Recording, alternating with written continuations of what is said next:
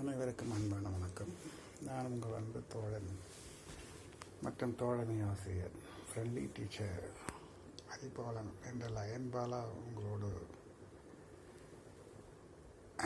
ஒரு நல்ல பதிவினை இன்று ஆரம்பிக்க இருக்கிறேன். என்ன ரீல்ஸில் பார்த்துருப்பீங்க எல்லாரும். நல்ல நல்ல ரீல்ஸ்லாம் போட்டிருக்கேன். இப்போ ரீல்ஸில் போடுறத விட உங்களை வீடியோவில் சந்திக்கிறதுல ரொம்ப ஆர்வமாக இருக்கேன். நான் BNT B2D guidance and counselling என்ற ஒரு சேனலை ஓப்பன் பண்ணியிருக்கேன். ரொம்ப நாளாக நடத்தின்னு வரேன். அதில் ஒரு நல்ல ஒரு எங்கள் பள்ளியில் நடந்த ஒரு கலை நிகழ்ச்சியை பாடலை போட்டிருக்கேன். நீங்கள் நிறைய பேர் அதை பார்த்துருப்பீங்க. நம்மளுடைய சேனல் பிஎன்டி எதை பற்றி இது அப்படின்னு கேட்டிங்கன்னா, அதனுடைய விளக்கம் பர்த் டு டெத். ஒவ்வொரு மனிதனுக்கும் பிறந்தது முதல் இறந்தது வரை நிறைய நம்ம சந்திக்க வேண்டியிருக்கிறது. வெற்றி, தோல்வி, இன்பம், துன்பம், நட்பு, பகை, உறவுகள், பிரிவுகள், துரோகங்கள் எல்லாத்தையும் நம்ம சந்திச்சிருக்கோம். அதே இல்லாத நம்ம படிப்புக்காகவும் வேலைக்காகவும் திருமணத்திற்காகவும் உடல் நலத்திற்காகவும் நம்ம நிறைய போராடி இருக்கோம். இதுக்கெல்லாம் நம்ம என்னென்ன செய்யலாம், ஏது செய்யலாம், என்னுடைய சிறு அனுபவத்தின் மூலமாக உங்களுக்கு ஒரு வழிகாட்டுதல் மட்டும், ஒரு அறிவுரை பகத்தல் மட்டும். அறிவுரை பகத்தல் என்பது கூட கிடையாது. ஏன்னா அட்வைஸ் பண்ணாதான் நமக்கெல்லாம் பிடிக்காத. ஒரு சின்ன வழிகாட்டுதல், ஒரு பகிர்ந்து கொள்ளுதல் என்ற காரணத்துக்காக உங்களோட நான் வீடியோக்களை போடலான் இருக்கேன். அனைத்து துறைகள், பிறந்தது முதல் இறந்த வரை, மனித இறப்புகள் வரை என்னென்ன தேவைன்னு சொல்லிட்டு அதை போடலான் இருக்கேன். விருப்பம் உள்ளவர்கள் இதை பாருங்கள். உங்களுக்கு பிடிச்சா லைக் பண்ணுங்கள். தோழமையுடன் இருங்க. நம்ம நட்பை தொடரலாம். இது ஒரு பொழுதுபோக்கு மற்றும் ஒரு நட்பு ரீதியான ஒரு பகிர்வு தான், வேறு ஒன்றும் இல்லை. அதனால் பணம் காசு கிடைச்சாலும் யாரும் வேணான்னு சொல்ல போகிறதில்ல. பார்க்கலாம். அது பின்னாடி பணம் காசு கொடுத்தா உங்களுடைய ஒத்துழைப்பு பொறுத்தது, என்னுடைய பதவியை பொறுத்தது. நான் இதை சுயநலம் பாராமல் ஒரு பொதுநலத்திற்காக பொழுதுபோக்கிற்காக இந்த செயலான ஒரு நல்ல எண்ணத்தோடு நான் தொடங்குகிறேன். முதல்ல இறைவணக்கம் பிரகாரம் என்னுடைய முழு முதற் கடவுள் விநாயக பெருமானையும், என்னுடைய தமிழ் கடவுள் அன்பு முருக பெருமானையும் மற்றும் அண்ணாமலையார், உண்ணாமலை அம்மன் சகித அப்பையப்பனை வணங்கி, அம்மையப்பன் அண்ணாமலை உண்ணாமலையார் என்ற பட்சத்தில் என்னுடைய குலதெய்வம்னு பார்க்கும்பொழுது சென்னம்மாள் மற்றும் வெங்கட்ராமன், ஏழுமலையான், மகாலட்சுமி மேலே எனக்கு ரொம்ப பற்றுதல் அதிகம் உண்டு.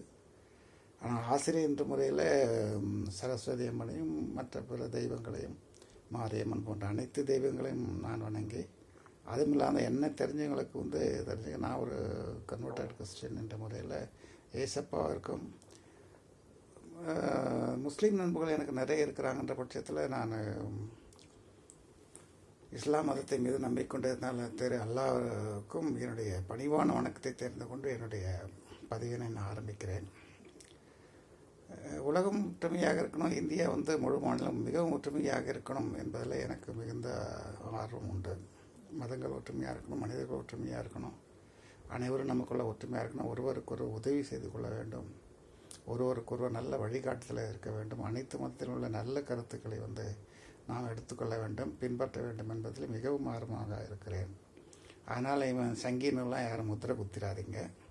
இந்து மதத்தின் போல எனக்கு பெரும் ஈடுபாடும் உண்டு. அதனால் இந்து மத பிரியர்கள்லாம் கூட எனக்கு ரொம்ப பழக்கம் உண்டு, நிறைய நட்பர்கள்லாம் உண்டு. அதனால் இங்கே முக்கியமாக நான் சொல்கிறது யாரையும் நான் குறை சொல்வதற்காகவோ யாருடைய கருத்துக்களையும் நான் புறக்கணிப்பதற்காக இங்கே ஆரம்பத்தில் எல்லா மதத்திலையும் எல்லா மனிதரிடம் இருக்கக்கூடிய நல்ல கருத்துக்களை நான் எடுத்துக்கொண்டு, அண்ணன் எப்படி பாலும் தண்ணி கலந்து வச்சா பாலை மட்டும் எடுத்துக்கிட்டு தண்ணியை விட்டுடுமோ, அதே போல் அனைத்து இடத்திலும் இருக்கக்கூடிய நல்ல கருத்துக்கள் நான் உங்களோட பகிர்ந்து கொள்ள விரும்புகிறேன். முதல்ல இறைவணக்கம் என்ற பொழுது பார்த்திங்கன்னா, ஒவ்வொருவரும் இறைவனை வணங்க வேண்டும். இறை நம்பிக்கை உடையவர்கள், இறை நம்பிக்கை இல்லாதவர்கள் இயற்கை வணங்குங்க, அது உங்கள் விருப்பம்.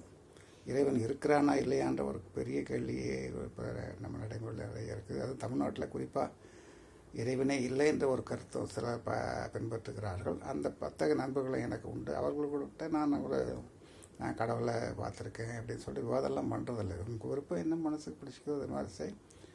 ஆனால் இறை நம்பிக்கை இல்லாதவர்கள் கூட ஒரு இயற்கை வழிபாடு செய்வதில் மிகவும் நன்மை. ஏன்னா ஒரு நம்பிக்கை என்பதை தன்னம்பிக்கை என்பதை விட ஒரு இறை நம்பிக்கை மற்றவர்கள் மீது நம்பிக்கை வைப்பது என்பது நமக்கு மனசு ஆறுதல் கொடுக்கப்படும், தைரியம் கொடுப்பதிலும் மிகவும் சிறப்பானது ஒன்றாகும்.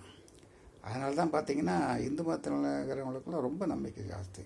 தன்னால் ஒரு காரியம் இயலன்னும் போது, உடல்நிலை சரியில்லாத போதோ, இல்லை ஒரு குழந்தை பேர் இல்லாத போதோ, இல்லை ஒரு இளையருக்கு வேலை கிடைக்கும் போது திருமணம் செய்ய வேண்டும் என்பதற்காக நம்ம முருகப்பெருமானுக்கு அண்ணாமலையாருக்கு வேண்டியது இந்த லட்சக்கணக்கான பேர் பௌர்ணமியில் மலை சுற்றுறாங்கன்னா அது இறை நம்பிக்கை தான். அவங்களுடைய நம்பிக்கையெல்லாம் நம்ம போற்ற வேண்டிய சமாச்சாரம் தான். அதனால் அவங்களுக்கு மனசு பிடிச்ச தெய்வத்தை நீங்கள் எப்படி வேணாலும் வணங்கலாம்.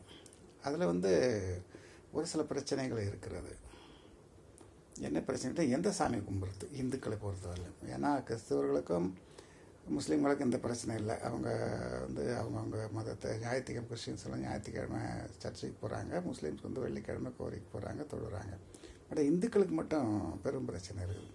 விநாயகர் கும்பிட்றதா, முருகர் கும்பிட்றதா, அண்ணாமலையார் கும்பிட்றதா, இல்லை ஏழுமலையான கும்பிட்றதா, இல்லை பெண் தெய்வங்களான 1008 தெய்வங்களை கும்பிட்றதான்னு இருக்குது. இந்த அந்த கருத்துக்கு என்ன பண்ணணும்னு கேட்டிங்கன்னா, நீங்கள் உங்களுடைய ஜாதகத்தை வழிகாட்டுதல் படி பார்க்கணும். அது ஜாதகத்தில் வழிப்பில் எந்தெந்த ராசிக்காரர்கள், எந்தெந்த நட்சத்திரக்காரர்கள் என்னென்ன தெய்வத்தை வணங்கணும், எந்தெந்த தெய்வங்கள் அவளுக்கு நன்மை செய்யும் என்ற ஒரு பெரிய பட்டியலே இருக்குது. அது பின்வரும் பதிவுகளை நான் உங்களுக்கு விளக்கமாக போடுறேன். உங்களுக்கு மனதுக்கு பிடித்த தெய்வத்தை நீங்கள் வணங்குங்கள். முடிஞ்ச அளவுக்கு ஒரே தெய்வத்தை வணங்க, இல்லை ஒரு தெய்வத்தை மட்டும் எல்லா சாமியும் கும்பிட்டுட்டு உங்களை நேரத்தையும் திறமையும் வேஸ்ட் பண்ணிக்காதுங்க. அதனால் அவர்களுக்கு பிடித்த தெய்வத்தை வணங்கி கொண்டு நம்முடைய வாழ்நாள் முழுவதுமே பிறந்தது முதல் இறப்பு வரை இன்பமாக இருக்கணும். முடிந்த அளவுக்கு துன்பத்தை குறைத்து அனுபவித்து நிம்மதியாக வாழ வேண்டும் என்று தான் அனைவரும் விரும்புகிறோம். நோய் நொடி இல்லாமல், யாருக்கு எந்த விதமான தொந்தரவும் பண்ணாமல், யாரும் நமக்கு எந்த தொந்தரவும் செய்யாமலும் ஒரு நல்ல வாழ்வு வாழும் சொல்லி தான் அனைவரும் விரும்பும். அந்த நல்வாழ்வுக்காகத்தான் நான் உங்களுக்கெல்லாம் ஒரு துணை காட்டியாகவும் எனக்கு தெரிஞ்ச என்னுடைய அனுபவத்தில் பட்ட வழிகாட்டுதலை உங்களுக்கு தெரிவிக்கலாம் என்று தான் இருக்கிறேன். இனி வருங்காலையில் நல்ல நல்ல பதிவில் போடலான் இருக்கேன். உங்களுடைய ஒத்துழைப்பும் மேன்மையான நட்பும் தேவை என்று கூறிக்கொண்டு இந்த ஒரு சிறிய பதிவை நான் தொடர்கிறேன். நன்றி, வணக்கம்.